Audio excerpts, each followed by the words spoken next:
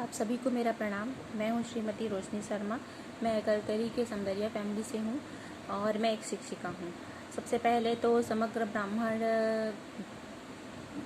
ब्राह्मण परिषद छत्तीसगढ़ का मैं आभार व्यक्त करती हूँ कि वर्तमान परिवेश में संतान को संस्कारवान बनाए रखने के संदर्भ में हमें अपने विचार व्यक्त करने के लिए उन्होंने एक प्लेटफॉर्म दिया। इसके लिए आपका बहुत बहुत धन्यवाद।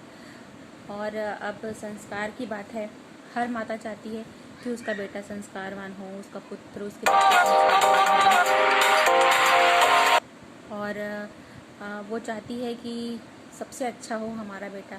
हर माता ये कोशिश करती है कि अपने बच्चे को वो संस्कारवान बनाए। मैं भी उन्हीं में से हूँ कि मैं भी चाहती हूँ कि मेरे बच्चे संस्कारवान बने, और मैं कोशिश भी करती हूँ उनको संस्कार देने की। और वो ये चाहती भी हूँ कि वो आने वाले ज़िंदगी में अपने समय में अपने संस्कार का उपयोग करें। जैसे कि मैं एक शिक्षिका हूँ, मेरे 2 बच्चे हैं। बड़ा वाला अर्णव शर्मा क्लास 4 में है, छोटा वाला आर्यन शर्मा यूकेजी में है।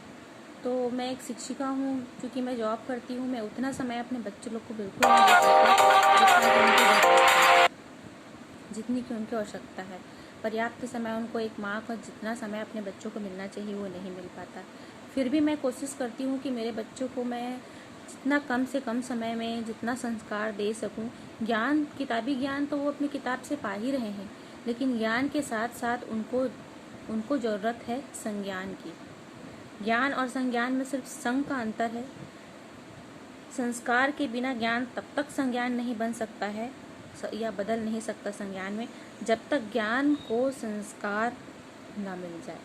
जब तक ज्ञान को संस्कार ना मिल जाए, यही मैं अपने बच्चों को देने की कोशिश करती हूँ। छोटी छोटी चीज़ें हैं जो हम अपने दिनचर्या में करते हैं, सब करते हैं।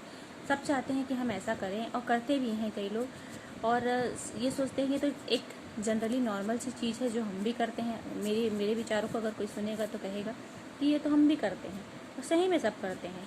जिस प्रकार बारिश की बूंदें भले ही छोटी छोटी होती हैं, लेकिन उनका लगातार बरसना बड़ी नदियों का बहाव बन जाता है, वैसे ही हमारे छोटे छोटे प्रयासों से भी हमारी ज़िंदगी में बड़ा परिवर्तन आ सकता है। इसलिए संस्कार जरूरी है और हमारे छोटे छोटे प्रयास जरूरी है। मैं भी यही प्रयास अपने बच्चों के लिए करती हूँ। जैसे कि बच्चा जब जन्म लेता है तब से ही उसकी सीखने की प्रक्रिया प्रारंभ हो जाती है। एक माँ उसकी सबसे प्रथम गुरु होती है, लेकिन मैं सोचती हूँ कि बच्चे की माँ प्रथम गुरु तो होती ही है, लेकिन उसका जो परिवार होता है वो उसका प्रथम पाठशाला होता है, जिससे वह सब चीज़ सीखता है। जिससे जितना वो अपनी माँ से नहीं सीखता, उतना वो अपने परिवार के वातावरण से सीखता है। जितना वो अपनी माँ से सीखता है, उससे कहीं ज़्यादा अपने घर के सदस्यों से सीखता है। इसलिए हमें कोशिश करनी चाहिए कि हमारा घर का वातावरण, हमारे घर के सदस्य ऐसे हों जिससे हमारे बच्चे कुछ सीख सके, उनके हम मार्गदर्शक बन सके।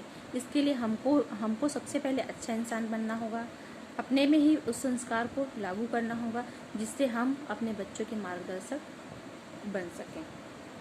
ऐसी मेरी कोशिश रहती है, और ऐसा मैं अपने घर परिवार में भी अपने घर के परिवार के सदस्यों को बोलती हूँ कि आप ऐसा कार्य करो जिससे बच्चे आपको देख के सीखें। क्योंकि मेरे बच्चे बहुत छोटे हैं, तो अभी मैं जो भी कहती हूँ उसको वो ग्रहण करते हैं और करते भी हैं। छोटे छोटे संस्कार मैं उनमें डालने के प्रयास करती हूँ। जैसे कि सुबह वो उठते हैं तो प्रातः वंदना चला देती हूँ मैं मोबाइल में, टीवी में, जिससे वो भजन कीर्तन सुनते हैं। उसके बाद नहा लेते हैं तो मैं उनको बोलती हूँ सूर्य में जल अर्पण कर दो, जिससे तुमको बुद्धि मिलेगी, तुम्हारी बुद्धि तेज होगी, तुमको जल्दी से याद होगा।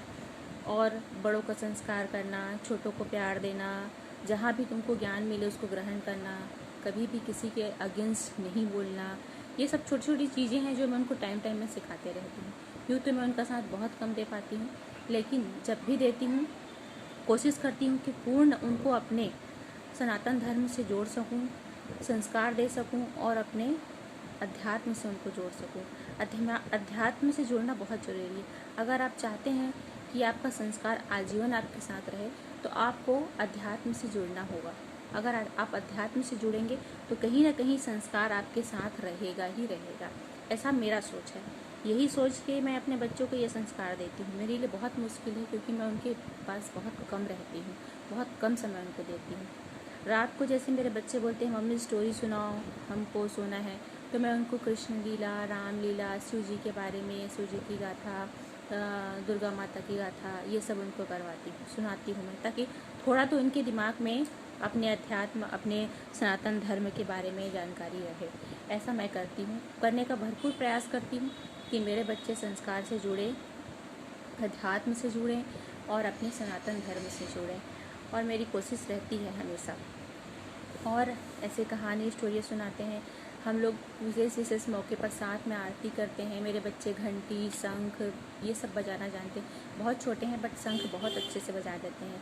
जैसे कि अभी नवरात्रि आ रही है, हम संध्या आरती पूरे परिवार के सदस्य एक साथ करते हैं, और मेरे बच्चे बहुत अच्छे से आरती गाते हैं, शंख बजाते हैं, घंटी बजाते हैं।